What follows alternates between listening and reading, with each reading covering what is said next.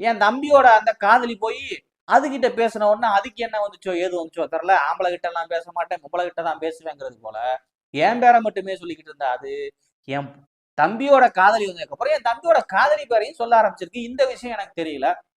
இப்படி இருக்கக்கூடிய சூழ்நிலையிலாம் நான் எவ்வளவோ ட்ரை பண்ணி என்னால முடியாத டைம்ல கடைசியா நான் அதை போட்டு தள்ளிடலாம் அப்படிங்கிற மைண்ட் செட்டுக்கு வந்தேன். வந்து அதை போய் போட்டு தள்ள போகல, இப்பவாது சொல்லு உனக்கு என் பேரை தவிர வேற ஏதாவது தெரியுமா அப்படின்னு சொல்லு, நான் உன்னை உயிரோட விட்டுறேன் அப்படின்னு சொல்லிக்கிட்டு இருக்கேல, அது என் பேர் மட்டும் இல்லாம என் தம்பியோட லவ்வர் பேரை சொல்லுது.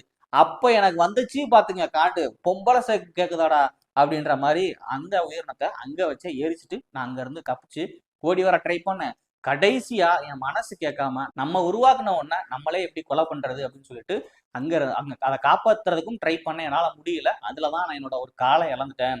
இப்படி இருக்கக்கூடிய சூழ்நிலை தான் அந்த உயிரினம் தான் இப்போ கான்ல என்ன கொலை பண்றதுக்கு வருது. நீங்க தயவு செஞ்சு என்னைய அதுகிட்ட கொடுத்துருங்க, அது கொண்டுட்டு போயிடட்டும். அப்படி இல்லை அப்படின்னா அவன் வந்து என்னைய மட்டும் இல்லாம என்னோட சேர்த்து உங்க எல்லாத்தையும் கொன்றுவான் அப்படின்னு சொல்லிட்டு நம்ம ஹீரோ அந்த கேப்டன் கிட்ட சொல்ல